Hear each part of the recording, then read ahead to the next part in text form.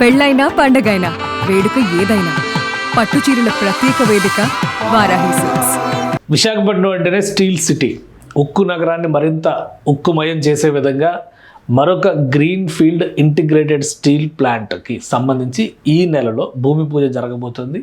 November 14వ తేదీన కీలకమైన CII summit ప్రారంభమవుతున్నటువంటి టైంలోనే దీనికి ముహూర్తాన్ని కూడా ఖరారు చేశారు. అసలే ఇక్కడ ఏర్పాటు కాబోయేటువంటి స్టీల్ ప్లాంట్ ప్రత్యేకతలు ఏంటి, దానికి ఉన్నటువంటి దానిపైన రెడీ చేసినటువంటి యాక్షన్ ప్లాన్ ఒకసారి మనం విశ్లేషించే ప్రయత్నం చేద్దాం. ఇది మొత్తం 2020 ఎకరాల భూముల్ని రాష్ట్ర ప్రభుత్వం ఈ స్టీల్ ప్లాంట్ కోసం కేటాయించింది.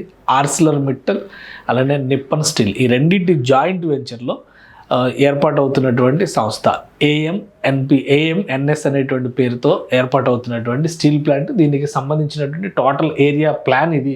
ఈ ప్లాన్ చూస్తే కనుక దేశంలోనే ఫస్ట్ ఇది green field integrated steel plant అని చెప్పని అంటున్నారు. Arcelor Mittal Nippon Steel India limited పేరుతో ఏర్పాటైంది ఏఎంఎన్ఎస్ఐఎల్. దానికి సంబంధించినటువంటి ప్లాన్ లేఅవుట్.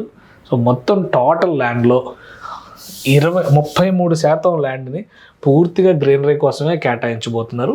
ఇది ఒకసారి మనం ఈ డీటెయిల్స్ చూద్దాము. మొత్తం ఫెసిలిటీస్ ఇక్కడ ఏర్పాటు చేసేటువంటి ఫెసిలిటీస్ చూస్తే కనుక railway facilities, raw material storage area, ఇవన్నీ ఏరియాస్ వైజ్గా 85 ఎకరాలు 200 ఎకరాలు కేటాయించారు.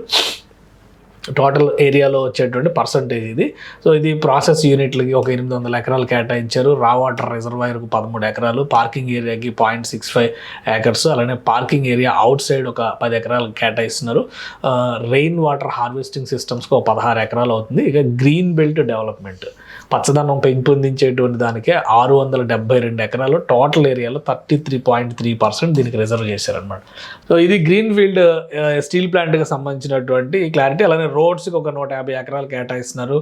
స్లాగ్ యార్డ్కు 32 ఎకరాలు, వేకెంట్ ఏరియా ఒక 50 ఎకరాలు ఇచ్చారు. మొత్తం కలిపి 2020 ఎకరాల భూమి రాష్ట్ర ప్రభుత్వం ఈ ప్లాంట్ కోసం కేటాయించింది. ఒక ప్రెస్టీజియస్ ప్రాజెక్టు, దేశంలోనే అతిపెద్ద ప్రాజెక్టుగా దీన్ని ప్రకటించారు. ఏకంగా కేంద్ర ప్రభుత్వం కూడా దీన్ని సర్టిఫై చేసింది. సో అభివృద్ధి చేసేటువంటి ప్రణాళికకి సంబంధించినటువంటి మ్యాప్ ఇది. మొత్తం టోటల్ ప్లానింగ్ ఏ విధంగా ఉండబోతుంది ఏంటి అనేది ఒకసారి మనం ఇంకోసారి దీనిలో ఉన్నటువంటి మరికొన్ని అంశాలను కూడా విశ్లేషిద్దాం. సో ఇక ఇది దేశంలోనే అతిపెద్ద గ్రీన్ ఫీల్డ్ స్టీల్ ప్లాంట్ అంటున్నారు. దానికి సంబంధించినటువంటి ఇన్ఫర్మేషన్ కూడా ఉంది. ఏఎంఎన్ఎస్ ఇండియాకి సంబంధించి దీన్ని ఏ విధంగా చేస్తారు, largest single location flat steel plant 10 metric turns per annum. First ఫేజ్లో ఇప్పుడు చేస్తున్నటువంటి ప్రాసెస్లో అయితే 8.5 మెట్రిక్ టన్స్ ప్లాన్ చేశారు. దీన్ని మొత్తం కెపాసిటీని కూడా 14 మెట్రిక్ టన్స్ వరకు పెంచుతారు. కానీ ఇది ప్రస్తుతానికి ఒక 10 మెట్రిక్ టన్స్ కెపాసిటీతో సూచించేటువంటి ప్లాంట్ కనిపిస్తుంది. ఇది బెనిఫిషియేషన్ ప్లాంట్, అలానే slurry pipeline, pellet plant, Hazira steel facility, వీటన్నిటి ఇంటిగ్రేట్ చేసే విధంగా అనమాట మొత్తం ఈ మ్యాప్ని రూపొందించారు. Arcelor Mittal Nippon Steel India limited is a joint venture between world leading steel producers. Arcelor Mittal, Nippon Steel ఈ రెండింటి జాయింట్ వెంచరు. అలానే మైన్స్కి సంబంధించి సగాసాహి, తుఖరాని ఈ 2 ఏరియాలకి సంబంధించినటువంటి మైన్స్ కేటాయింపులు జరిగినాయి. Benefits of the plant Kirandul, Chhattisgarh 8 mega metric టన్స్కి సంబంధించిన కెపాసిటీ, అలానే పైప్ లైన్స్, వీటన్ని డీటెయిల్స్ అనమాట. ఇక vision to be leading responsible steel maker creating value for all stakeholders అనేటువంటి లక్ష్యంతో ఇది 2030 నాటికి దీని కెపాసిటీని 40 మిలియన్ టన్స్ కింద ఈ కంపెనీని మలిచేటువంటి దిశగా ప్రణాళికలను సిద్ధం చేసుకున్నారు. అండ్ ఇది లార్జెస్ట్ ప్లాంట్ అవడమే కాకుండా దీనిలో కొన్ని ప్రత్యేకతలు కూడా ఉన్నాయి. మొత్తం దీనికి సంబంధించినటువంటి ప్రొసీజర్ అంటే ఫస్ట్ ఫేజ్కి సంబంధించినటువంటి డేటాను కూడా ఒకసారి మనం చూస్తే ఈ ప్రాజెక్టు ఫస్ట్ ఫేజ్ 67 కోట్లు ఖర్చు చేస్తున్నారు. 67,345 కోట్లు అంటే ఆల్మోస్ట్ ఒక 70,000 కోట్లు ఖర్చు అవుతుంది. అలానే మ్యాన్ పవర్ పరంగా చూస్తే కూడా కన్స్ట్రక్షన్ ఫేజ్లో 23,000 మంది పనిచేస్తారు. దీనికి 800 మంది డైరెక్ట్, 22,200 మంది ఇండైరెక్ట్ జాబ్స్ ఉంటాయి. ఆపరేషన్ ఫేజ్లోకి వచ్చారు అంటే ప్లాంట్ పనిచేసే టైంలో 7,500 మంది పనిచేసే అవకాశం ఉంటుంది. 3,000 మంది డైరెక్ట్గా, 4,500 మంది ఇండైరెక్ట్గా ఉంటారు. సో రాష్ట్ర ప్రభుత్వం కేటాయించినటువంటి భూములకి దానికి తగ్గట్టుగా వాల్యూ ఎడిషన్ జరుగుతుంది అనేటువంటి అంచనాలని ఇది చేస్తున్నారు. అలానే కాకినాడ అటు జాగ్రఫీ వైజ్గా చూస్తే కూడా మీరు ఒకసారి ఇక్కడ ఈ లొకేషన్ పరంగా చూస్తే ఇటు వైజాగ్కి సంబంధించినటువంటి ప్లాంట్ షిప్ యార్డ్ ఎంత డిస్టెన్స్లో ఉంటుందో ఇటు పక్కన కాకినాడకు సంబంధించిన షిప్ యార్డ్ కూడా ఆల్మోస్ట్ అదే డిస్టెన్స్లో ఉంటుంది. ఒక 27 కిలోమీటర్ల మాత్రమే కాకినాడ SEZ పోర్ట్కి ఇది డిస్టెన్స్ ఉంటుందని చెప్పని అంచనా వేస్తాం. అందుకే ఒక కీలకమైనటువంటి పోర్ట్ కింద మారుతుంది. లొకేషన్ పరంగా చూస్తే ప్రొజెక్టెడ్ ఏరియా ఇది, ప్రపోజ్డ్ ఏరియా మొత్తం ఇది. దీనికి సంబంధించి లొకేషన్లో ఈ లొకేషన్ ఇది అనకాపల్లి జిల్లా పరిధిలోకి వస్తుంది. ఇప్పుడు ఉన్నట్టు ఆ లొకేషన్ ఎక్కడైతే ల్యాండ్ కేటాయించారో అది మొత్తం కూడా కంప్లీట్గా ఇండస్ట్రియల్ జోన్ కింద డెవలప్ అవుతుంది. దానికి రైల్వే కనెక్టివిటీ ఇవన్నీ కూడా వస్తున్నాయి. ప్రపోజ్డ్ రైల్వే అలైన్మెంట్ గుల్లిపాడు నుంచి తీసుకొచ్చి దీనికి ఇక్కడ రైల్వే కనెక్టివిటీ ఇస్తున్నారు. Broad gauge railway siding, Gullipadu station project office, Rajayyapeta, ఇది ఒక 10 కిలోమీటర్ల లెంత్లో ఉండేటువంటి రూట్ అవుతుంది. అంటే ఆల్మోస్ట్ 111 ఎకరాల ల్యాండ్.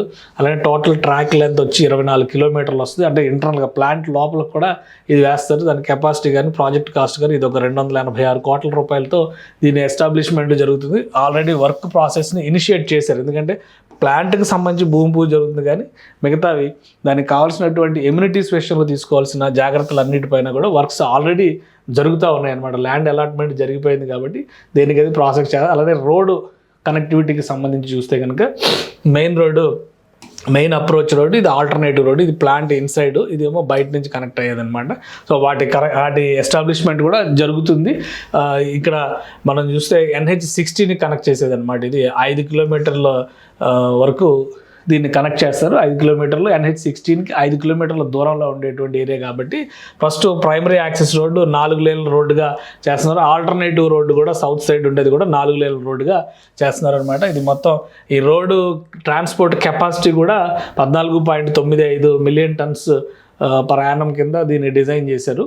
సో ఇది దీనికి ఉండేటువంటి ప్రత్యేకత. ట్రాఫిక్ వైజ్గా, నేషనల్ హైవే కనెక్టివిటీ వైజ్గా తీసుకునేటువంటి జాగ్రత్తలు ఏంటి, దానికి సంబంధించి చేస్తున్నటువంటి చర్యలు అవి కూడా ఇందులో మనం ట్రాఫిక్ బేస్డ్ స్టడీలో అర్థం చేసుకోవచ్చు. వెహికల్ ట్రాఫిక్ ఏ విధంగా ఉంటుంది. టోటల్ ఈ ప్రాజెక్టు బ్యాక్గ్రౌండ్ వచ్చేసి చూస్తే కనుక 2020 ఎకరాల భూములను కేటాయిస్తుందని చెప్పిన ఆల్రెడీ మనం చెప్పాం. దానికి సంబంధించి రిలీజ్ చేసినటువంటి జియో. అలానే ఇది ఫస్ట్ ఫేజ్కి సంబంధించిన వర్క్ మాత్రమే ఇప్పుడు ఇనిషియేట్ అవుతుంది. మొత్తం ఈ వర్క్స్ అన్నీ కూడా ఫేజ్ 1కి సంబంధించినటువంటి పనులే. ప్లాంట్ ఒకసారి ఆపరేషన్స్లోకి వచ్చిన తర్వాత మళ్ళీ రెండో ఫేజ్ కాస్ట్ వచ్చేసి 80,000 కోట్లు. మొత్తం ఇప్పుడు పెట్టేది 67,000 కోట్లు. దీంతోపాటు 0% వేస్టేజ్ పేరుతో గ్రీన్ ఛానల్ని ఒకటి ఎస్టాబ్లిష్ చేస్తుంది. దానికోసం స్పెషల్గా 168 కోట్ల రూపాయలు ఇన్వెస్ట్ చేస్తున్నారు. ఎందుకంటే గ్రీన్ ఫీల్డ్ స్టీల్ ప్లాంట్ అని చెప్పారు కాబట్టి దీని నుంచి ఎలాంటి పర్యావరణ హానికరమైనటువంటి ఉత్పత్తులు రాకుండా అన్ని ప్రాసెస్ చేసి రిలీజ్ చేసేలాగా జాగ్రత్తలు తీసుకుంటారు. సో ఫస్ట్ ఫేజ్ వరకు 67,000 కోట్లు ప్లస్ ఈ అడిషనల్గా అయ్యేటువంటి మొత్తం కల్పిస్తే ఒక 70,000 కోట్ల ఇన్వెస్ట్మెంట్ కనిపిస్తుంది.